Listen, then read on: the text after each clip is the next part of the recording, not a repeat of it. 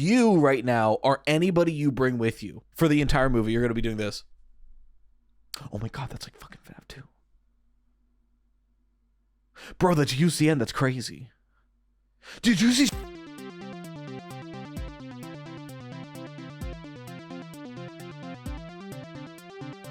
Ladies, gentlemen, and those with the good sense to do away with the whole notion, I welcome you to the premier audio medium for all your Fazbear entertainment needs.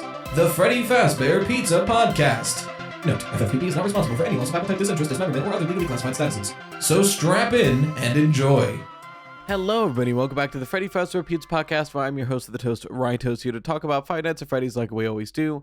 My voice might sound a little weird. I am recording this Wednesday morning at like 2-ish a.m.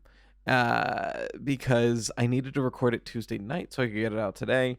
But I choked on some cereal at like 11:30, and my voice has been fucky all night. So I'm hoping that I waited long enough that my voice is mostly back to normal. But obviously I can't wait any longer to record it, because then it's going to be late on Wednesday, and it's already a day late. We're moving past this. It's been a hectic week. Part of the reason being is that the FNAF 2 movie came out last week. This is going to be my full opinions and review, essentially, and also like the lore discussion of the movie. As far as spoilers go, I'll give like my spoiler-free review, because I mean it's less than a week old at this point. I'll give my spoiler-free review first, and I will make a clear warning and indication when we move into spoiler territory. So if you haven't seen the movie yet, you don't have to leave yet. But at some point, I'll warn you when spoilers begin, and then you can come back after you see the movie and watch the whole video and give me more watch time and ad revenue. That'd be awesome of you. Anyway, the spoiler-free review is good.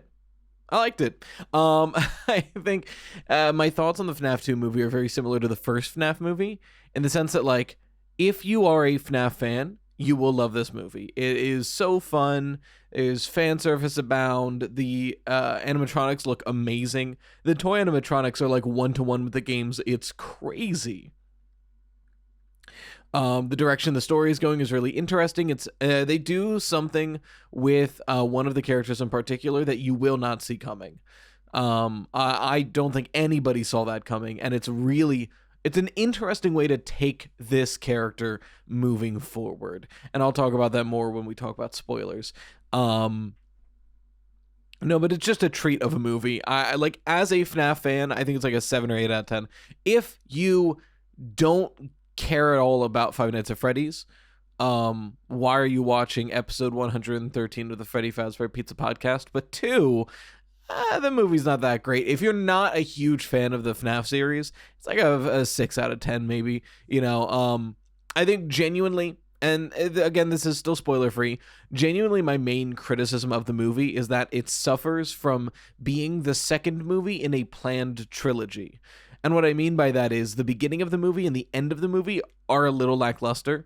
The beginning of the movie is kind of messy and all over the place, and the end of the movie is a little unsatisfying, but it can be because they know there's a first movie to get here, and they know they have a third movie to conclude the series. So, you know, as a standalone movie, the beginning and end of this movie are kind of weak, but as the second part of a trilogy, this is a perfect movie.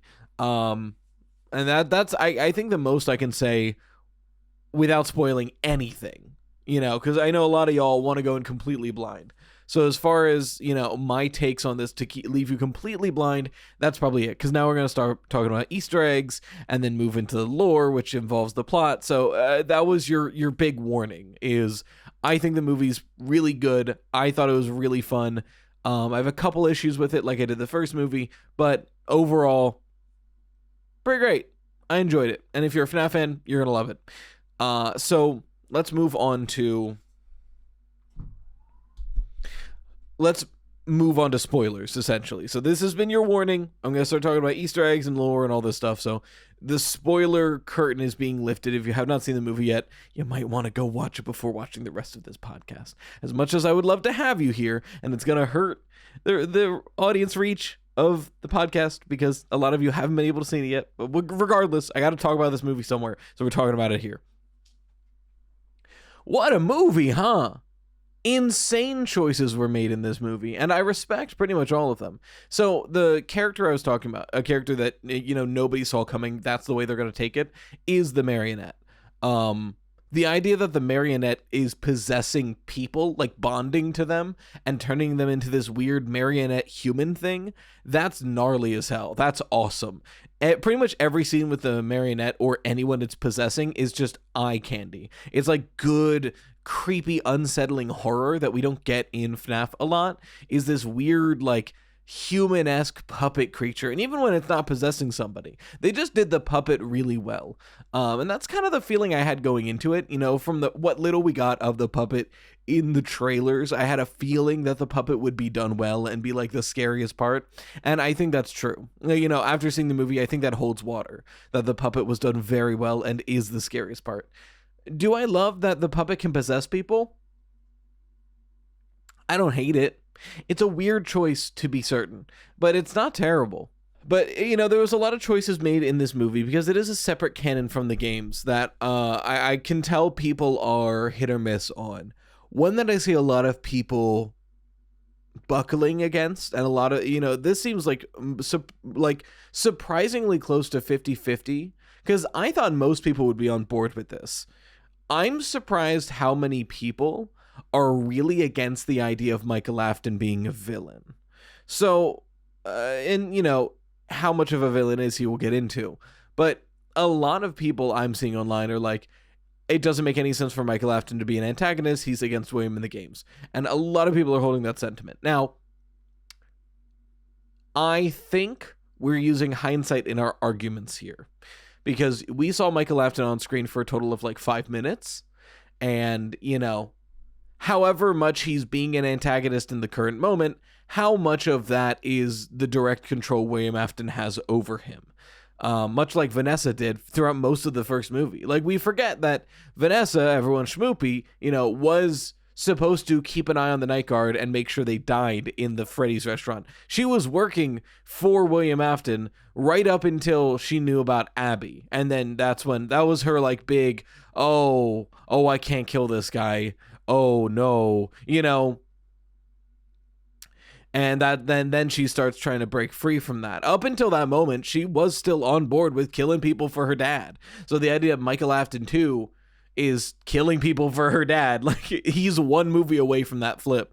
Not to mention, you know, Michael Afton is a good guy in the games for a lot of reasons. One, I think the Bite of 83 is pretty formative. But I personally believe that Michael Afton is unwittingly or unwillingly helping William Afton until Security Breach.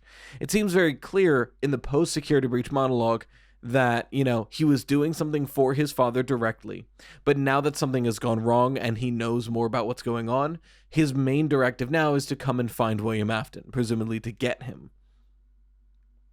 And, you know, Michael Afton does not look scooped. Although, a surprising amount of people are more willing to believe Michael Afton in the movies is currently Ennard, instead of just believing he's an abused person who William Afton has mental control over because of that abuse. Which, like, I feel like one of them is a much lesser jump. The idea that Michael Afton is still enacting William Afton's will because of the abuse he suffered, instead of the idea that Michael Afton, as we see him in the movie, is a flesh bag with Ennard inside of him. I feel like the first one's more believable. I don't know if that's a hot take. But, you know, Ennard's on the mind because of an absolutely nutso reveal that we got.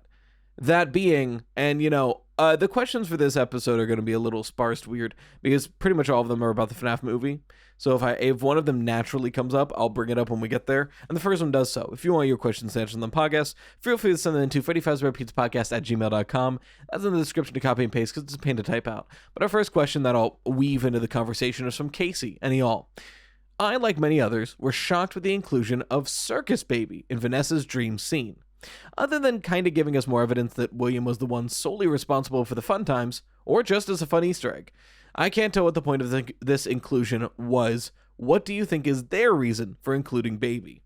I do think, you know, Circus Baby's reveal was one of the, I would say it is one of the biggest shocks of the movie, seeing a full suit for Circus Baby. And, from a picture that one of the actresses posted to Instagram a few days after the movie, it's a massive animatronic, just huge.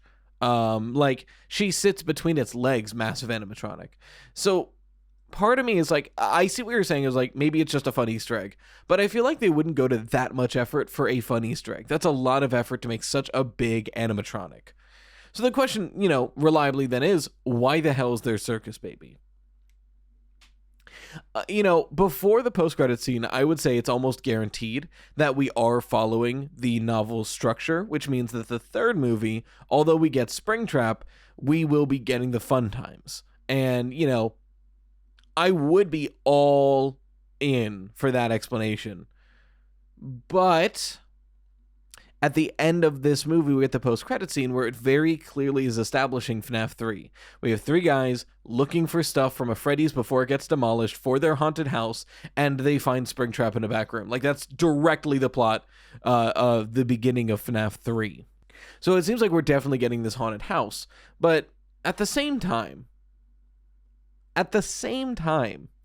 I do wonder if we're going to be seeing the sister location. I see sister location Bunker, but she's up in the attic. So I wonder if we're seeing Circus Baby's Pizza World in this third movie. Not in the sense that, we are getting the Silver Eyes, I guess at that point, the fourth closet, where Circus Baby's Pizza World is this open restaurant that's like luring people in. But maybe we're going to see that other closed restaurant go through it. Although, to be honest, that is a good twist for the third movie. Because, like, are we really going to see another closed establishment? A way to mix things up really is closed FNAF 1 location, closed FNAF 2 location, open Circus Baby location. And then, the fact that Vanessa is not going to be part of the main good guys for at least the first chunk of the movie gives our characters the benefit of the doubt to go to this Circus Baby's Pizza World unaware that it is still a William Afton plot, right? Because if Vanessa, I think that's part of the reason why Vanessa gets possessed by Charlotte. If Vanessa, now that she's willing to spill all the beans, is still with our main characters, they can't get surprised. Like if Vanessa is still with Mike and Abby at the beginning of the third FNAF movie, and Circus Baby's Pizza World opens up, Vanessa's there to instantly be like, wait, that's my dad. But she's possessed by Charlotte right now, which is something that's crazy that we will have to talk about. But because of that, she's not there to stop them. She is not there to be like, hey, that's my dad. They can go unwittingly and get themselves into trouble. So the idea that FNAF 3 opens and there was a haunted house, and maybe the FNAF 3 haunted house is a backdrop. Maybe that's just explaining how Springtrap gets loose, But we have Michael Afton, who is still ready and willing to serve for William Afton and be, the human face for whatever needs to be. And we now have Vanessa, who's possessed by Charlotte, which is an interesting character. And I think that might just be a third faction here. Because I don't see Charlotte working for William Afton, and I don't see Vanessa having control over Charlotte's spirit. So I really do see Vanessa as this third party, possibly. But before we, we're talking a lot about the third movie. We still haven't even broached a lot of what the second movie is bringing to us. Some of the easier stuff is some of the Easter eggs. My favorite by far, I think, is Shadow Bonnie. The idea that for like 3 frames, Shadow Bonnie is where it is in the games is such a smart, well done, and like fun Easter egg that it's the kind of Easter egg I would expect out of like a fan music video. I wouldn't expect the movie to do that. And I mean that, in the most biggest compliment possible. This like absolute treat for the real nuts who are looking at every frame of this movie and like will notice, wait a minute, that's Shadow Bonnie. Like immediately catching something like that is so cool. The idea of Pop-Goes and candies being in the first 5 minutes of the movie, that was awesome. I was popping off at that. The UCN line over the speakers that I don't hate you, I need you to stay out of my way. That's a fun Easter egg. I think everyone's talking about the funniest Easter egg, the fact that we get bar for bar, the meme audio, the or like that long one too. Like it's just directly the audio, which is an insane Easter egg to play. There was so I'm struggling to remember all of them. Somehow BarBADroid has an Easter egg video. I'm gonna watch it the second it comes out. I wanted to do mine. I don't have the movie in front of me. I don't know how he's doing it. I can't wait to find out how BarBADroid did it. But I was like, it's not streaming. I won't do one. But hey, when there's a problem, you can live by these words. When there's a problem, when there's a puzzle, BarBADroid finds a way. WWHD, what would BarBADroid do? So I can't wait to watch that, because there is just so much in this movie in the form of Easter eggs around every corner, and that's just me gushing about like the little things. There's also like big things that I wouldn't say are Easter eggs, but are just like really game accurate. I briefly touched on the animatronics, but I want to go more in depth of them.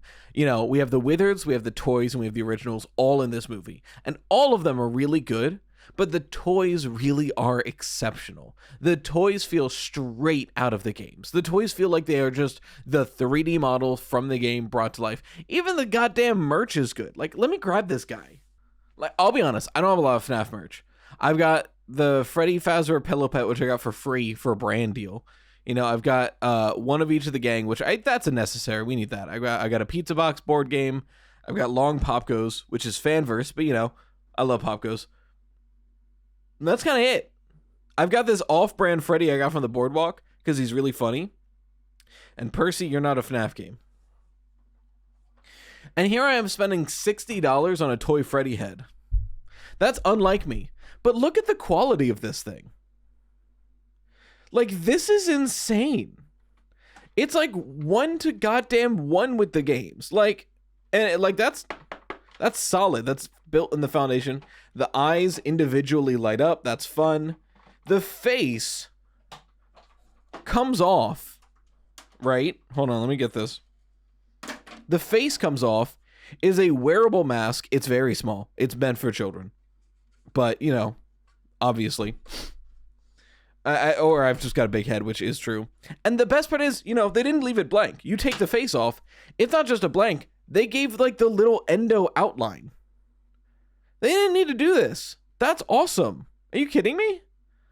It's just such a good piece of merchandise. It's such like a well-crafted, I'm not a merch reviewer here. I don't know what makes for high quality merchandise or anything. Maybe this is cheap ass plastic. I don't know. As a casual merch enjoyer, I am beyond blown away. Oh, and it's technically a popcorn bucket, but I ain't putting popcorn in this thing. You kidding me? As a casual merch enjoyer, I am beyond blown away with the quality of this toy Freddy head. And that's not the only thing I got. Are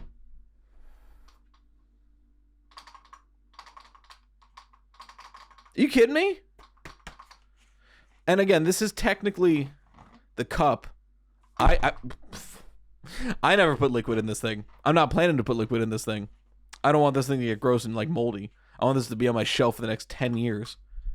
But I don't know if you can tell. This feels quality. It's like a rubbery, like PVC plastic. Like, I feel like, and I don't want to test it out. I'm not going to. I feel like I could throw this at my wall and it would bounce and be okay. I'm blown away. I tried to get the stage. Every Regal I went to was sold out like instantly, understandably. I feel like I only got those because we went opening night at AMC. We even went early because our theater played it at 5 p.m. the Thursday before it came out. Like 5 p.m., 7 p.m., 9 p.m. And then like that was like the midnight release. We went to the 5 p.m. showing, and I got the first ones they sold because nobody else was in the theater. I admit I was really worried because I remember FNAF 1, we went for the 9 o'clock showing the night before, like the midnight showing. Packed theater, cosplayers, people laughing, making jokes, packed theater. And then we went to this one. It was 5 people in the theater, and I think 2 of them were employees on their break. And I was looking at my wife, I'm like, oh no, hey, maybe the movie's gonna bomb.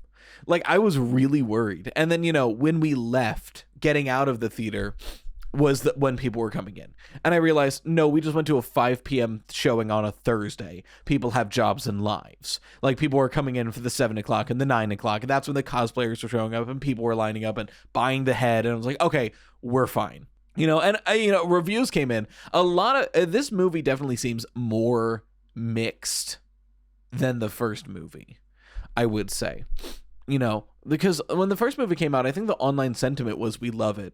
And the online, even with the first movie, the critics hated both of these movies. But like the online sentiment of like fans of the series and even non-fans were like, hey, it was a fun movie.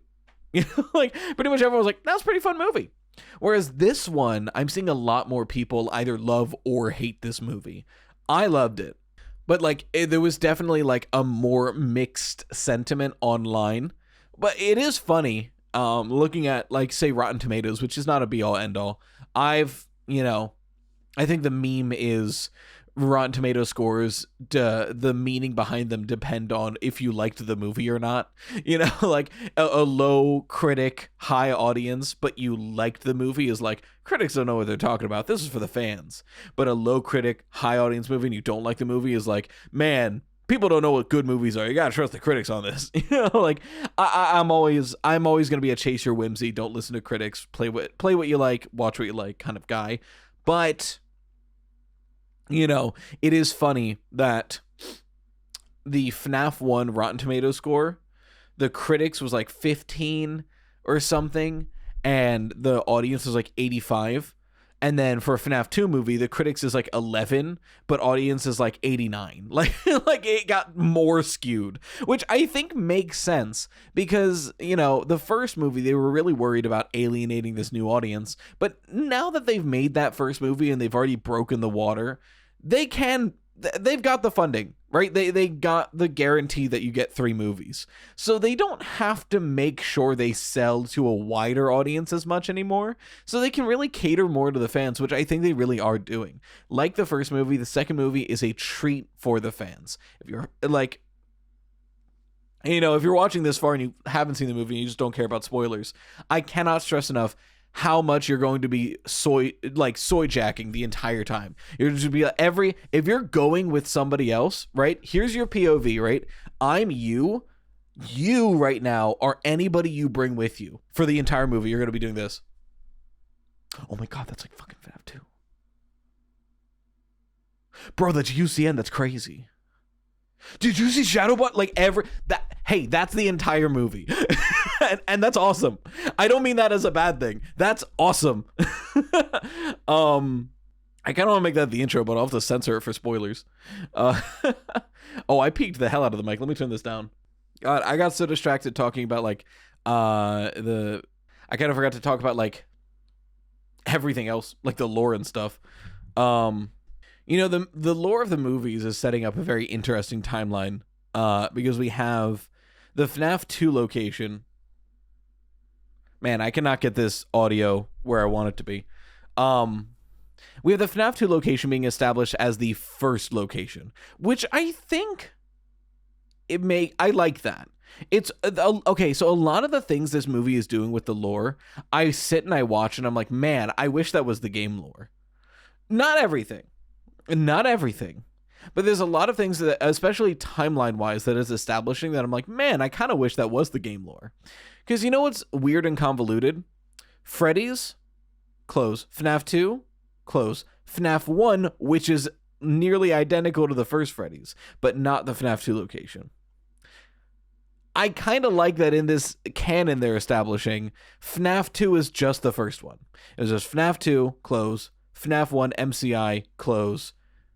And then, security guard later on, FNAF 1, the game later on. I like that. I'm sorry. I think that's a really clean and better timeline than what we're currently working with. But one of the interesting things about that, the MCI is happening after these deaths, which is really interesting. Because, in the games, we have this pretty solid suspicion that the crying child is bit in 1983 at Fredbear's Family Diner, and that closes down the restaurant. And then some odd years later, the MCI happens, that closes down Freddy's. Then FNAF 2 opens up. And, there's arguments about when Charlotte dies and if the DCI happens here and whatnot. but then the restaurant closes down. Whereas instead, we still have yet to any mention of the crying child. He might not be a character. We'll get to him. Where instead, since Freddy's open in 1983 most of the time, we're getting this 1982 year for the FNAF 2 location, like before the newer location opened up, where, it is the FNAF 2 location, and William Afton is trying to kill somebody, but he's thwarted by Charlotte and kills Charlotte instead. This is interesting, because in this universe, the missing child incident still happens, but it happens later, right? Henry pretty much directly tells us, hey, by the way, Henry's alive in this movie. Henry pretty much directly tells us, there's that line he says of like, I had my suspicions, but it wasn't until those kids went missing later that I knew. It pretty much is something along those lines. We're pretty much directly saying like, Henry had a feeling it might be William, but until the missing child incident, he wasn't sure. Which means, inherently, missing child incident happens after. And that does make sense, because the missing child incident happens at the Freddy's location from the first movie. And this Freddy's location opens before then.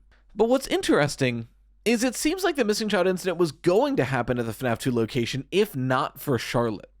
Because, like, William Afton is leading some random boy into a back room, knocks him unconscious, and that's when Charlotte picks him up and runs away with him and gets stabbed in the back and dies. But like, it seems like he was going to kill a child.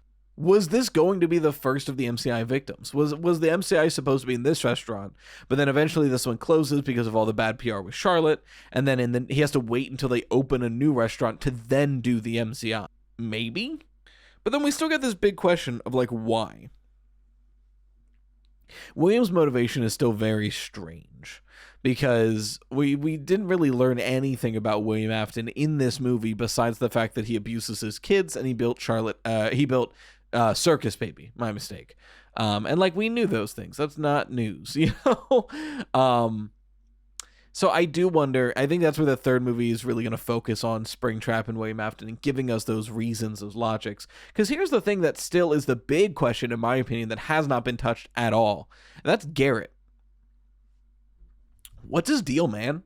Like, I don't even think he's possessed anything. I'm not talking about like, oh, Garrett possessed XYZ. No, William Afton claims that he killed Garrett. And in the first movie, we see that they are states away on a camping trip. The Schmidt family, Mike Schmidt and Garrett Schmidt, are states away on a camping trip. And William Afton kidnaps Garrett and kills him. Why? Why did he do that? That's still such a big question mark. Because, like, even if you want to say that in this movie there's no motivation, there's no experiments, and William Afton is just killing because he likes killing, even if we want to say that, this doesn't fit his MO. His MO is, I'm at my restaurant, I'm in my funny bunny costume, and I'm gonna kill people. That's William Afton's MO. Why is he kidnapping kids at a campground? We still have no explanation for that. And, like, especially with the fact that Mike seems to know nothing about Freddy's, which I would think means that the Schmidts have nothing to do with Freddy's. So why is Garrett targeted? It's a weird thing that isn't not addressed, and I don't think it will be until hopefully the next movie. But that kind of also brings me to, speaking of small children that don't have a good explanation, our next question. Nat, he, him. My question is, do you think that in the movies the Aftons have a third child? Possibly even a fourth. If Circus Baby ate a child, it couldn't have been Vanessa or Michael. And if a bite of 83 happened, probably couldn't have been one of them either, unless they, like, got over it. Or Charlie got botted. We've obviously only seen evidence of the two kids, but I saw screenshots of some of the Afton house pictures online, and they look like something was removed or something. They just look off. I wanted to see what you thought about this. The photos are like a kind of hearsay argument. I think they're just weird photos. But it is, I'm so torn on this, because on one hand, like you've said, we have no evidence for this kid even existing. But at the same time, there's a weird line that gets repeated a lot in this movie. You are my children. You have a purpose. William Afton tells this to Vanessa in her dreams. Michael Afton reminds Vanessa that we are his children, we have a purpose. So I think this leans into the idea that William Afton sees everybody as an experiment. He sees his children as an experiment, his robots as an experiment, everything like that. But the interesting thing is, like I said, we still don't have a motive for William Afton. And we haven't touched Fredbear's. That's another big elephant in the room, is that William Afton is wearing the Spring Bonnie costume. We've never seen the restaurant Spring Bonnie is from yet.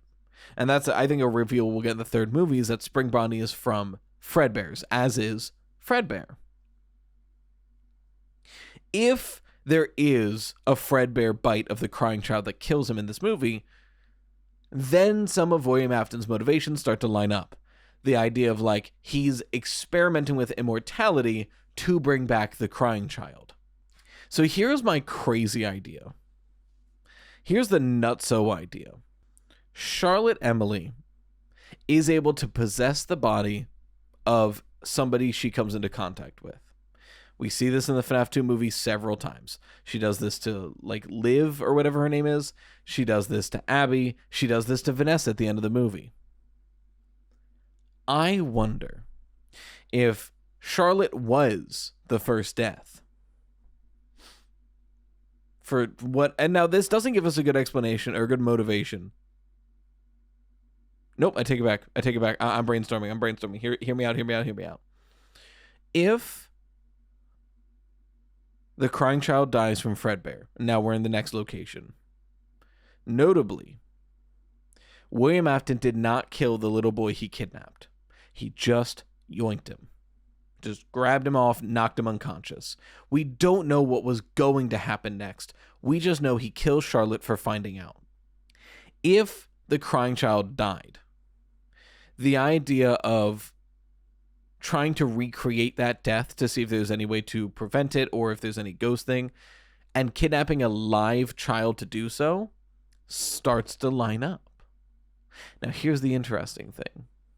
We know that Charlotte can possess a human. And she, like, pretty much immediately was haunted. Like, the marionette looks around while holding Charlotte's body. Like, almost immediate possession is there. If William Afton saw this marionette possess somebody, he would then know if a spirit is possessing a robot, it could enter the body of somebody it interacted with. Do you see where I'm going with this? If William Afton was convinced that the crying child was possessing the Fredbear suit, Garrett might have been his first experiment to bring back the crying child. The plan may have been, this kid is close enough to my child. He kind of looks like my kid. He's around the same age. If I can get my son to possess this kid, I bring my son back. I prove immortality is right. It goes wrong. Garrett dies. That's why he killed his brother. And he knows. Now it's like, okay, well then why does this wrap back to Mike Schmidt? He likes to tie up a loose end. He likes to make sure there are no possible witnesses. And if both the parents are dead at this point and there's just Mike, and he has the chance to kill this last family member that could possibly figure out what's going on, of course he takes it. And he was right to do so. The moment Mike found out about him, he tried to kill him and succeeded, you know? So I wonder if the direction this is going is that Garrett and the crying child are not the same character, but William Afton was trying to get the crying child to possess Garrett like Charlotte possesses Lizzie or whatever her name is, Abby and Vanessa, because we know in this universe a spirit can take over the body of a person. And, you know, with the first two, with Abby and the first girl, it's weird and fucked up and creepy. But with Vanessa, it looks like it's just her eyes. So it seems like they can choose the physical appearance. So, like, the hypothesis is there. So I wonder if that's what that's about. And then, you know, when it didn't work with Garrett, then the missing child instinct comes in, where it's like, okay, well, is Garrett possessing the animatronic? Let me try to find this out by stuffing suits with these kids and killing them that way. Right. So this wraps back around to Michael and Vanessa. You're my children. You have a purpose. This, to me, feels like the guilt trip that William Afton uses in the games. Again, we don't really know anything about what William Afton specifically does in the games, but we have that monologue from Mike from Sister Location, where he's like, I did what you asked me to. She was there. They were all there. I put her back together. It seems like William Afton is in some way being like, you can help bring back your sister. So the idea that in the movie, William Afton is like, you can help me bring back your brother. You have a purpose to help me. You need to help me. This is your purpose. It lines up really well. Man, I actually really like that theory. Really like that theory, actually. That might have been just my go-to prediction for the third movie and the whole point of Garrett. I don't know when else to say this. I'm going to say this now. I've got one plot hole that really bugs me about the second movie. There's one plot hole that really bugs me. Michael Afton, his whole plan is that he just wants to do a massacre.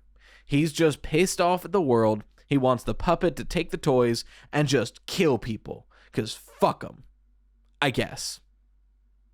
And he does the first half successfully, where he gives Charlotte a body to possess so she can start puppeting the toy animatronics. But then his plan involves tricking Vanessa into giving the code to Abby to free the animatronics. If Vanessa knows the code to free the toy animatronics, and he specifically states he wants them roaming, he wants them out of this restaurant, did he have to trick Vanessa into giving the animatronics the code? Because for all intents and purposes, if Vanessa Afton remembers the code, Michael should too. Michael should know it more than Vanessa. So, why didn't Michael Afton immediately free them? Or was he planning to free them and then found out Vanessa did it anyway, so he's just like, no worries about it. Because it seems like his plan needed Vanessa to be kidnapped by Charlotte to reveal the code. But Michael Afton should know that code. That's the one thing that I can't wrap my head around that really bothers me. It's Michael Afton should have known the code. Anyway, I think my opinion on the Afton children is correct for my prediction a couple weeks ago. The idea that, in throughout the series, there's two kinds of followers for William Afton. There's reformed and unwitting, and low self-esteem, desperate to get approval from William. And it seems like my prediction was right, that Vanessa is the, yes, I worked for him at some point, I'm trying to redeem myself, I'm trying to break away from that. And Michael Afton is the desperate for validation, will do anything for William character. And I think I was right. I was pretty right in that. I know my short went out a couple days ago, and pretty much everyone agrees. I was like, yeah, you're 40% right. I'm like, I'll take it. Oh my god, I didn't even get to talk about the Wizards. Yeah, let's talk about that real quick. The movie establishes that not only are the Wizards separate from the FNAF 1 animatronics, but that they are prototypes that are also under the control of the Marionette. The Marionette is a wireless controller for all the animatronics in the FNAF 2 location. I'm tempted to just bring that to the games. Right? The idea that the Wizards and the toys aren't possessed, Charlotte is possessing the puppet and puppeting all of the animatronics with that. That's cool. That's awesome. Now, the games never directly state that the puppet can control the animatronics. In fact, I would argue it almost it almost says directly the opposite. The idea that oh, that old thing, yeah, we just I don't like the look of it. Just, keep it in the box. It'll stay and do its own thing. Whereas it's kind of the main character of the movie and the location the movie's based off of. Where the puppet's more of an afterthought in FNAF 2. But, in this modern age of Scott doing minor tweaks to the first games via Help Wanted and whatnot, the idea that hey, the Marionette can control the animatronics, I feel like that's a minor enough tweak that it makes FNAF 2 make a lot more sense. Because we also get like a near direct showing of it in FNAF 2 in Save Them, where the marionette is leading Freddy to save whatever's going on at that moment. But the idea that the toys and the wizards aren't possessed and it's just Charlotte manipulating the animatronics for her own will, that's really cool. I really like that. And then that way, it makes the timeline way less messy because we don't have to explain why the FNAF 1 animatronics go from looking normal to the wizards to back to normal. And why the MCI victims are like there and back and there and back. It's two separate things. And I really like that. So I'm probably just going to take that into account moving forward. And I'll talk about that in an upcoming video. Not this week. This week's the general one. But I need to make a full video about that. We also, some people mention this. I'm less certain on this one. This is like one of the most skeptical things from the movie for me. But it's one of the things that it's one of those theories that doesn't mess up anything if it's wrong. So why not? The idea that we got an answer for the FNAF 4 box. Because in the movie, Vanessa pulls out a very FNAF 4 looking box from her closet. And inside are a bunch of trinkets and small things that remind her of her time being in Afton, being William's daughter. So the idea that the FNAF 4 box is just objects that memorialize the crying child, I think that makes a lot of sense, yeah. or just objects that memorialize something. Some people said the MCI kids, some people said the crying child, something like that. And I think that does make sense. But yeah, all in all, great movie. I really enjoyed it. I can't wait for it to come streaming so I can watch it again. And I can't wait to watch BarBADroid's Easter egg video. If you want your questions answered on the podcast, feel free to send them into Freddy Fazbear Pizza Podcast at gmail.com. It's in the description, copy and paste, because it's a pain to type out. But until next time, as always, you've been watching the Freddy Fazbear Pizza Podcast, where the pizza abilities are endless. We hope to enjoy your future patronage. Bye-bye for now.